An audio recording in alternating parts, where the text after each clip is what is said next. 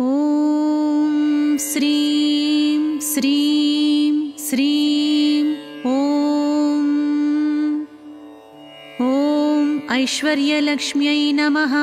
ॐ अनघायै नमः। ॐ अलिराज्यै नमः। ॐ अहस्करायै नमः। ॐ अमयज्ञै नमः। ॐ अलकायै नमः। ॐ अनेकायै नमः।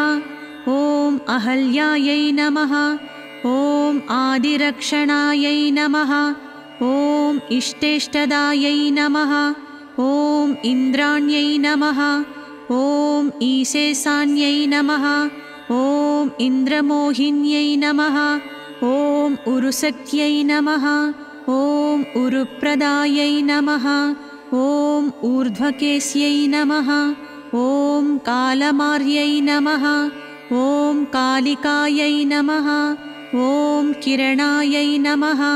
ॐ कल्पलतिकायै नमः। ॐ कल्पस्न्यायै नमः। ॐ कुमुद्वत्यै नमः। ॐ कास्यप्यै नमः। ॐ कुतुकायै नमः। ॐ खरदूषणहन्त्र्यै नमः। ॐ खगरूपिण्यै नमः। ॐ गुरवे नमः। ॐ गुणाध्यक्षायै नमः। ॐ गुणवत्यै नमः। ॐ गोपीचन्दनचर्चितायै नमः। ॐ हङ्गायै नमः। ॐ चक्षुषे नमः। ॐ चन्द्रभागायै नमः। ॐ चपलायै नमः। ॐ चलत्कुण्डलायै नमः। ॐ चतुष्षष्टिकलाज्ञानदायिन्यै नमः। ॐ चाक्षुषीमनवे नमः। ॐ चर्मण्वत्यै नमः। ॐ चन्द्रिकायै नमः। ॐ गिरये नमः। ॐ गोपिकायै नमः। ॐ जनेष्टदायै नमः। ॐ जीर्णायै नमः। ॐ जिनमात्रे नमः। ॐ जन्यायै नमः। ॐ जनकनन्दिन्यै नमः। ॐ जालन्धरहरायै नमः। ॐ तपःसिद्ध्यै नमः। ॐ तपोनिष्ठायै नमः। ॐ तृप्तायै नमः। ॐ तापितदानवायै नमः। ॐ दरपाणये नमः। ॐ दृग्दिव्यायै नमः। ॐ दिशायै नमः। ॐ दमितेन्द्रियायै नमः। ॐ दृकायै नमः। ॐ दक्षिणायै नमः। ॐ दीक्षितायै नमः। ॐ निधिपुरस्थायै नमः। ॐ न्यायश्रियै नमः। ॐ न्यायकोविदायै नमः। ॐ नाभिस्तुतायै नमः। ॐ नयवत्यै नमः। ॐ नरकार्तिहरायै नमः। ॐ फणिमात्रे नमः। ॐ फलदायै नमः। ॐ फलभुजे नमः। ॐ फेनदैत्यहृते नमः। ॐ फुलाम्बुजासनायै नमः। ॐ फुल्लायै नमः। ॐ फुल्लपद्मकरायै नमः। ॐ भीमनन्दिन्यै नमः। ॐ भूत्यै नमः। ॐ भवान्यै नमः। ॐ भयदायै नमः। ॐ भीषणायै नमः। ॐ भवभीषणायै नमः। ॐ भूपतिस्तुतायै नमः। ॐ श्रीपतिस्तुतायै नमः। ॐ भूधरधरायै नमः। ॐ भूतावेशनिवासिन्यै नमः। ॐ मधुज्ञै नमः। ॐ मधुरायै नमः। ॐ माधव्यै नमः। ॐ योगिन्यै नमः। ॐ यामलायै नमः। ॐ यतये नमः। ॐ यन्त्रोद्धारवत्यै नमः। ॐ रजनीप्रियायै नमः। ॐ रात्र्यै नमः। ॐ राजीवनेत्रायै नमः। ॐ रणभूम्यै नमः। ॐ रणस्थिरायै नमः। ॐ वषट्कृत्यै नमः। ॐ वनमालाधरायै नमः। ॐ व्याप्त्यै नमः। ॐ विख्यातायै नमः। ॐ शरधन्वधरायै नमः। ॐ श्रितये नमः। ॐ शरदिन्दुप्रभायै नमः। ॐ शिक्षायै नमः। ॐ सतज्ञै नमः ॐ शान्तिदायिन्यै नमः ॐ ह्रीं बीजायै नमः ॐ हरवन्दितायै नमः ॐ हालाहलधरायै नमः ॐ हयज्ञै नमः ॐ हं ॐ श्रीं श्रीं श्रीं ॐ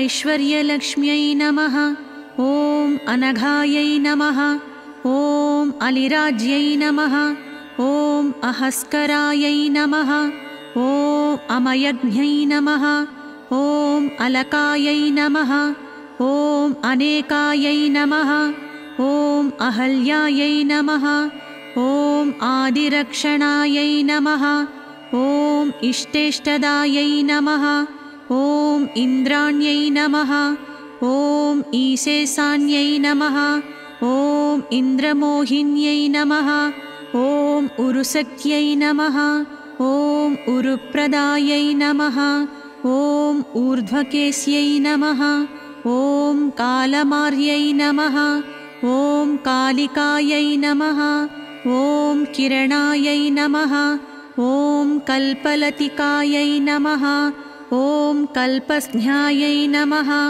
ॐ कुमुद्वत्यै नमः ॐ कास्यप्यै नमः ॐ कुतुकायै नमः ॐ खरदूषणहन्त्र्यै नमः ॐ खगरूपिण्यै नमः ॐ गुरवे नमः ॐ गुणाध्यक्षायै नमः ॐ गुणवत्यै नमः ॐ गोपीचन्दनचर्चितायै नमः ॐ हङ्गायै नमः ॐ चक्षुषे नमः ॐ चन्द्रभागायै नमः ॐ चपलायै नमः ॐ चलत्कुण्डलायै नमः ॐ चतुष्षष्टिकलाज्ञानदायिन्यै नमः ॐ चाक्षुषीमनवे नमः ॐ चर्मण्वत्यै नमः ॐ चन्द्रिकायै नमः ॐ गिरये नमः ॐ गोपिकायै नमः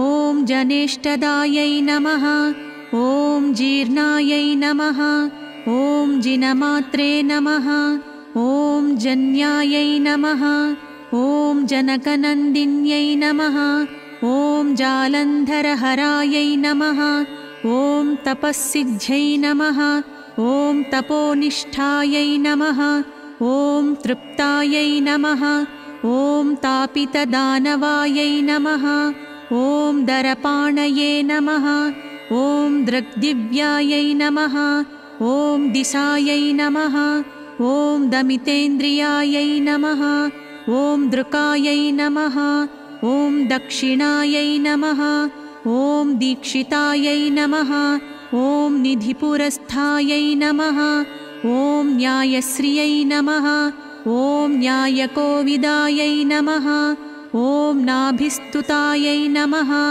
ॐ नयवत्यै नमः ॐ नरकार्तिहरायै नमः ॐ फणिमात्रे नमः ॐ फलदायै नमः ॐ फलभुजे नमः ॐ फेनदैत्यहृते नमः ॐ फुलाम्बुजासनायै नमः ॐ फुल्लायै नमः ॐ फुल्लपद्मकरायै नमः ॐ भीमनन्दिन्यै नमः ॐ भूत्यै नमः ॐ भवान्यै नमः ॐ भयदायै नमः ॐ भीषणायै नमः ॐ भवभीषणायै नमः ॐ भूपतिस्तुतायै नमः ॐ श्रीपतिस्तुतायै नमः ॐ भूधरधरायै नमः ॐ भूतावेशनिवासिन्यै नमः ॐ मधुज्ञै नमः ॐ मधुरायै नमः ॐ माधव्यै नमः ॐ योगिन्यै नमः ॐ यामलायै नमः ॐ यतये नमः ॐ यन्त्रोद्धारवत्यै नमः ॐ रजनीप्रियायै नमः ॐ रात्र्यै नमः ॐ राजीवनेत्रायै नमः ॐ रणभूम्यै नमः ॐ रणस्थिरायै नमः ॐ वषट्कृत्यै नमः ॐ वनमालाधरायै नमः ॐ व्याप्त्यै नमः ॐ विख्यातायै नमः ॐ शरधन्वधरायै नमः ॐ श्रितये नमः ॐ शरदिन्दुप्रभायै नमः ॐ शिक्षायै नमः ॐ शतज्ञै नमः ॐ शान्तिदायिन्यै नमः ॐ ह्रीं बीजायै नमः ॐ हरवन्दितायै नमः ॐ हालाहलधरायै नमः ॐ हयज्ञै नमः ॐ हंसवाहिन्यै नमः।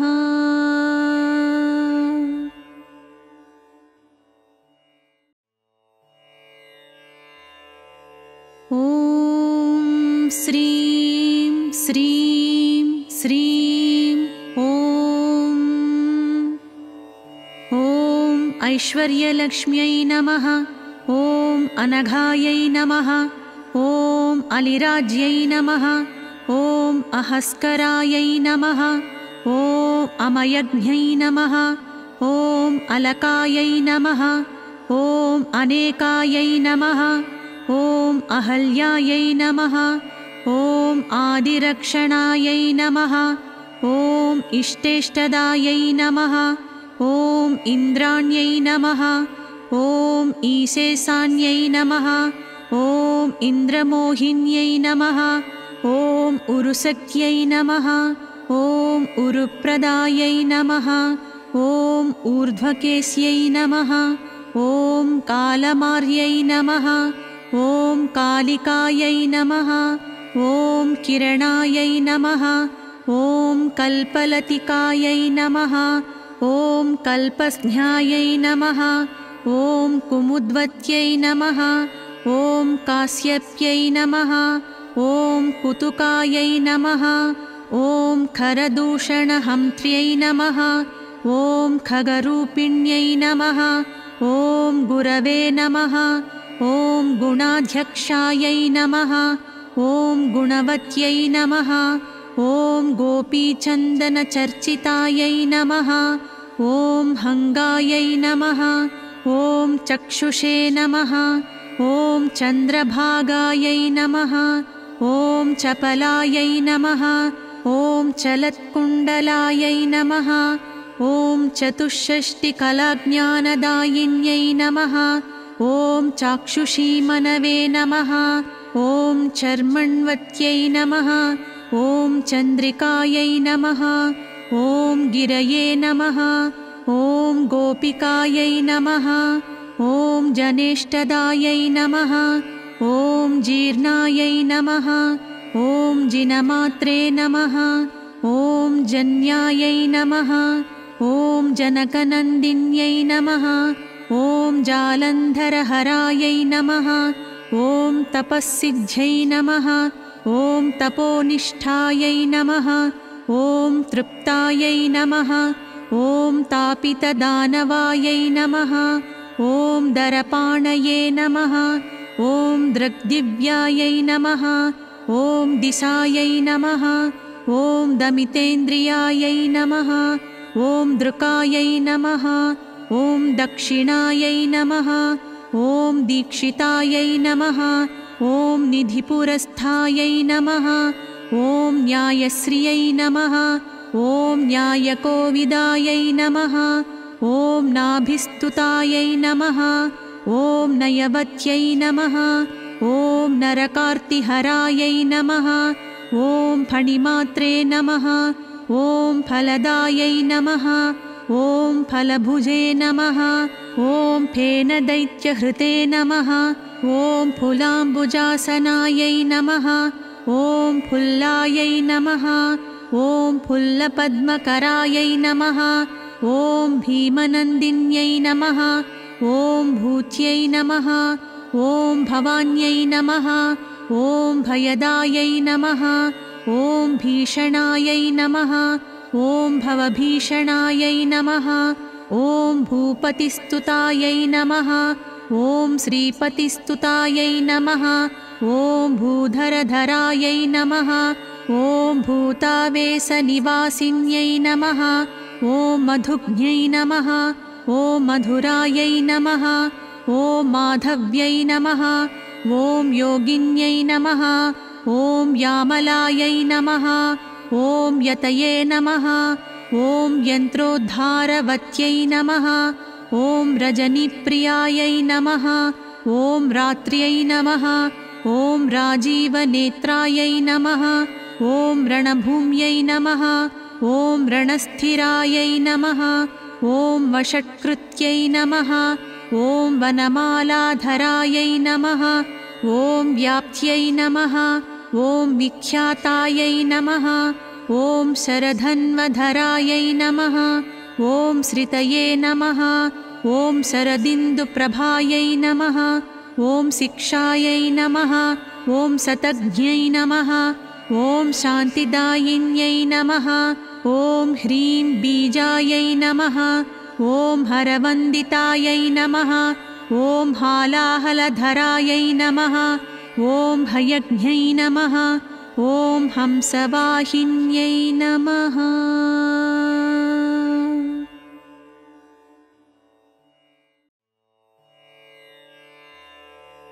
ॐ श्रीं श्रीं श्रीं